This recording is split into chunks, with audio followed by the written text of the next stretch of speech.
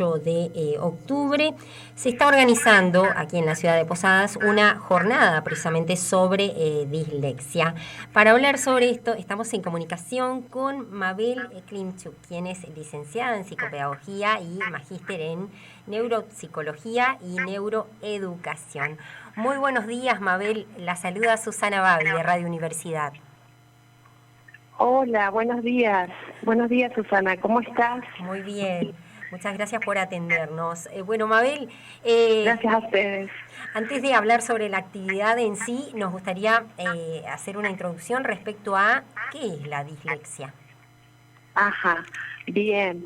Bueno, con respecto a la dislexia, también te tengo que hacer una introducción de que gracias a los aportes justamente de las neurociencias y puntualmente de lo que es la neuropsicología, se fue descubriendo, se fue teniendo mucho mayor información sobre la misma y se fue viendo que es un trastorno de orden neurobiológico. Es una dificultad específica, puntual, para adquirir lo que es la lectura fluida, la lectura precisa. Es una dificultad como para que se entienda, ¿no es cierto?, para automatizar el proceso lector. Ese aprendizaje que los niños sin esta dificultad, digamos, lo van logrando por repetición, experiencia, consolidación en la escuela y todos vamos logrando esa lectura fluida y esa automatización. Los niños que tienen este trastorno específico no lo logran, digamos, de manera convencional. Uh-huh. ¿Y cuál es el origen de esto, digamos, según las investigaciones científicas? Ajá. Bueno, anteriormente, justamente esto que te decía, anteriormente a lo que son las investigaciones de neuropsicología, se daba como un origen más bien o puramente emocional, digamos, ¿no?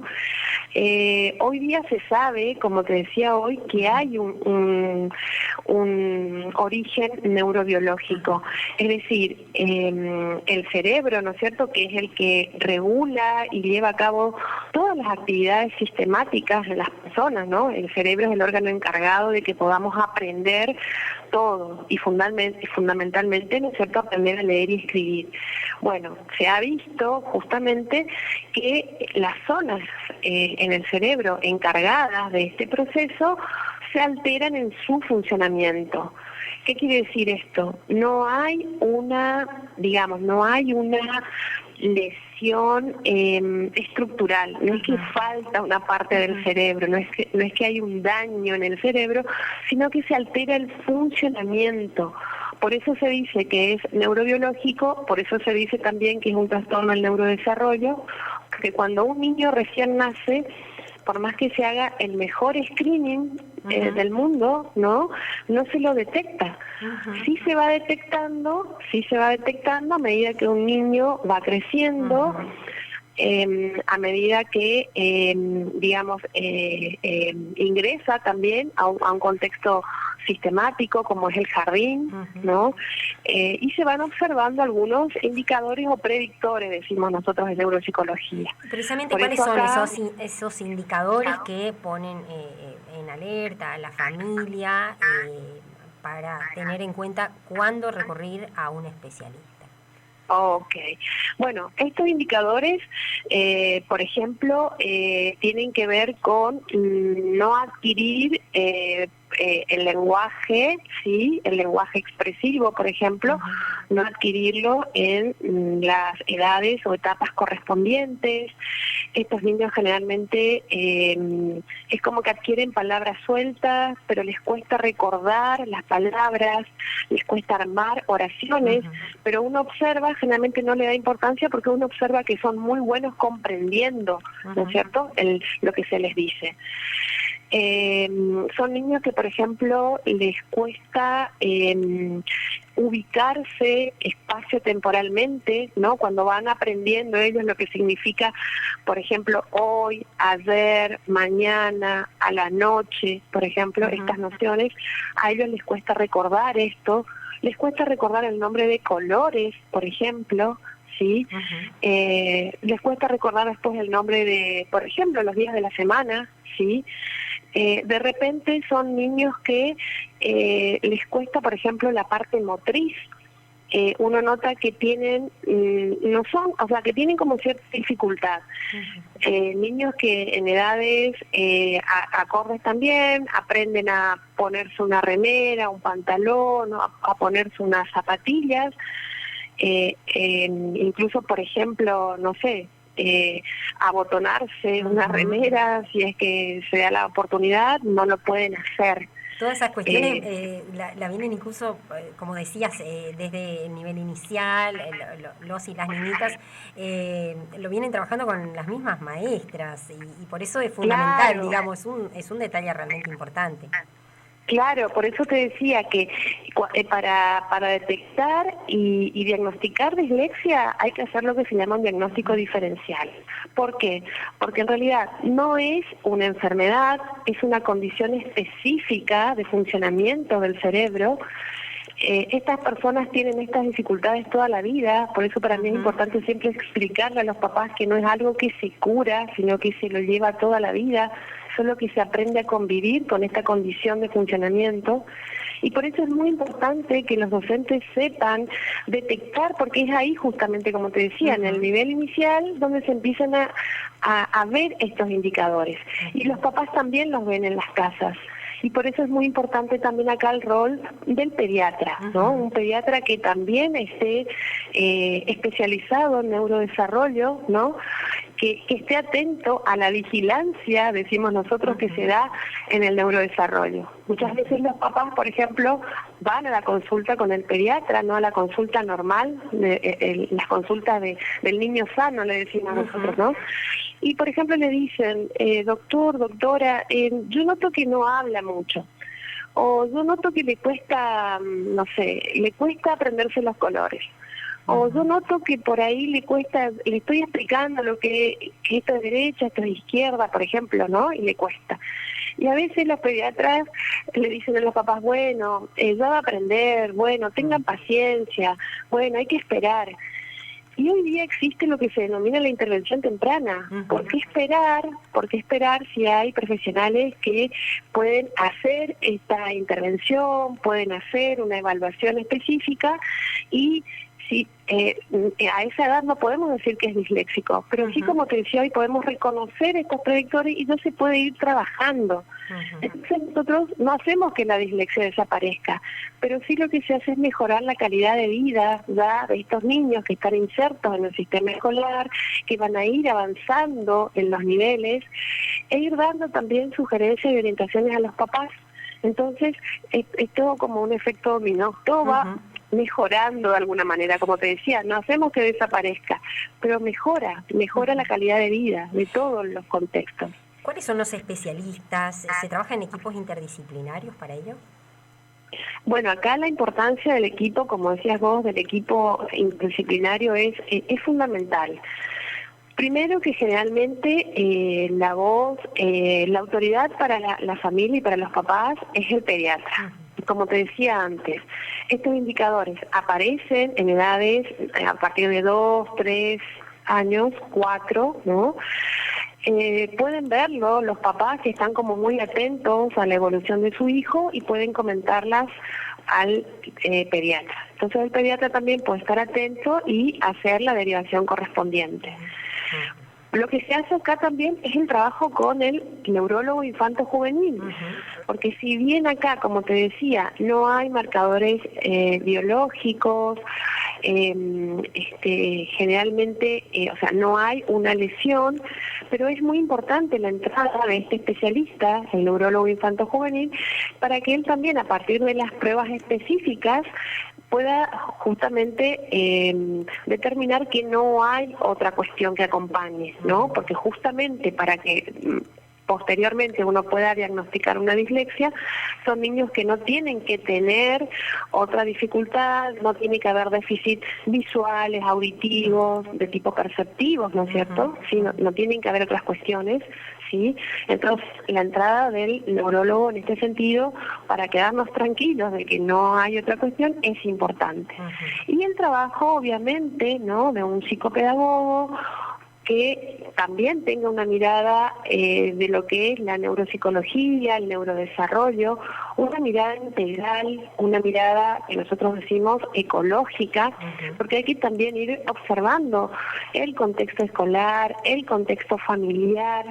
Sí, muchas veces estos niños como su cociente intelectual es promedio, a medida que ellos van avanzando en la escolaridad, muchos de ellos van haciendo registros, se van dando cuenta que les está costando esto, se van dando cuenta en el aula que otros niños logran estos aprendizajes y ellos no. Y muchas veces se van frustrando, van apareciendo indicadores emocionales. Por eso te decía que es importante estar atento a todo esto. El trabajo con los docentes es sumamente importante. Generalmente ellos también son los que empiezan a detectar. Una maestra del nivel inicial también empieza a detectar esto, empieza a observar, ¿no? En sala puede ver cuestiones en sala de 3, las puede observar mucho más consolidadas en sala de 4. También es importante que les mencione a los papás. Y bueno, y a partir de ahí, como te decía, un trabajo que siempre haciéndolo de manera interdisciplinaria da muchos más frutos y es mucho más efectivo, obviamente, para ese niño, esa niña y su familia. Y hay adultos, como decías, esto no se cura, se convive durante toda la vida, y eso también ahora es como más frecuente, las recomendaciones y todo desde la escuela, cómo hacen el acompañamiento, pero tiempo atrás era un poco más difícil esto, y eso ha significado seguramente que hay adultos a los cuales no se les ha diagnosticado y no han recibido ese acompañamiento.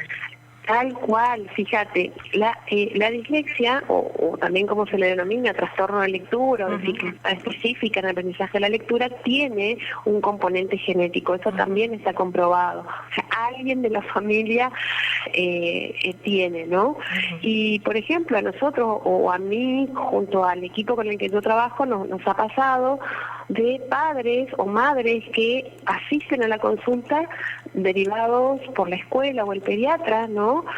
Empezamos a indagar, aparece en el diagnóstico diferencial, ¿no? Se determina que es una dislexia, y por ejemplo nos ha pasado de un papá que nos ha dicho, mi papá, o sea, el abuelo del niño, obviamente vivía en el interior, en la chacra, y el papá nos contaba, ¿no? No había logrado escribir su nombre, no lograba aprendizaje, entonces su familia le dijo, bueno, vos quedate a trabajar en la chacra nomás. Y ahí vos ya tenés un caso, ¿no?, de que seguramente ese abuelo es disléxico. O una mamá que empieza a notar estas cuestiones y hace una autorreferencia a sus aprendizajes y nos pide una evaluación para ella también, y determinamos que también ella no tiene dislexia. Pero claro, como te explicaba, como acá la persona tiene afectada específicamente los procesos encargados de la adquisición de la lectura, generalmente tienen buenos recursos cognitivos y van aprendiendo a compensar esto, generalmente. Otras veces no. Se empiezan a producir déficit, por ejemplo, o van asociados con dificultad en la atención. Sabemos que la lectura es un aprendizaje que transversaliza muchas otras áreas de la escuela, entonces empiezan a tener otro tipo de dificultades en el aprendizaje, ¿no? Y ahí es donde esto, bueno, se va complicando un poquito más. Pero es verdad lo que vos me decís, muchos adultos, habiendo en el último tiempo mucho más información sobre la dislexia, habiéndose aprobado una ley, ¿no es cierto?, a nivel de nuestro país para atender a este trastorno o dificultad específica, ¿no? Es como que empiezan a tener más información y, a darse cuenta de esto. Bien, Mabel, y sobre la jornada en particular, bueno, ¿cómo la están organizando? ¿Cuándo y dónde se va a realizar? Bueno, esta jornada, atendiendo un poco a lo que decías con anterioridad, ¿no? Primero que octubre es el mes de la dislexia, entonces queremos aprovechar este mes para hacerla. Otra cosa muy importante que mencionaste, que hiciste referencia, es a que requiere de una mirada y un abordaje interdisciplinario, entonces lo organizamos invitando a un profesional en en la pediatría, ¿no? Que es el que empieza a observar estas cuestiones del desarrollo, ¿sí? Hemos invitado también a padres, ¿no? Para que puedan dar su testimonio, ya que siempre nosotros decimos que los papás son como coterapeutas, ¿sí? Y la organizamos para el día sábado 22 de octubre, de 8 a 13 horas, en el salón del edificio de la Cámara de Comercio de la ciudad de Posadas. También, obviamente, tenemos un mail y un teléfono si quieren obtener mayor información, porque la jornada está destinada a pediatras, profesionales en psicopedagogía, fonoaudiología, psicología también, docentes y padres. Bien, abierta a todo público. ¿Es necesario inscribirse antes o directamente presentarse ese día? Mira, es necesario inscribirse antes por la cuestión del cupo, por la cuestión del lugar, porque tiene, bueno, un cupo para un determinado número de personas, por lo cual dijimos, ¿no? Establecimos como fecha o tope el viernes 21 para inscribirse. ¿Y a qué deben inscribirse? ¿Por correo electrónico? ¿Cómo deben hacerlo? Sí. Tenemos un número de teléfono y WhatsApp, y bueno, y también una dirección de mail. No sé si puedes compartir ahora. Sí, por supuesto. Ajá. Bueno, el número de contacto, ¿no? Para llamadas o mensajes de WhatsApp es 3764 51, no, perdón, 3765 12 91 69. Lo vuelvo a repetir por las dudas. 3765 12 91 69. Ese es el número de contacto. Bien, agendado, y lo vamos a estar compartiendo también en nuestras redes sociales. Mabel, te agradecemos mucho por este tiempo. Bueno, Susana, nosotros les agradecemos a ustedes porque, bueno, sabemos cómo la información llega a partir de estos medios y bueno, y en este caso la idea es que justamente todos podamos enriquecernos, todos podamos sumar y cuanto antes reconozcamos y trabajemos con este trastorno específico. Como te decía hoy, estamos favoreciendo el desarrollo de un niño, de una persona en su contexto familiar. Bien, muchas gracias. Hasta pronto. Gracias a vos, Susana. Muchas gracias. Hablamos con Mabel Klinchuk, es licenciada en psicopedagogía, magíster en neuropsicología y neuroeducación, refiriéndose a esta jornada sobre dislexia.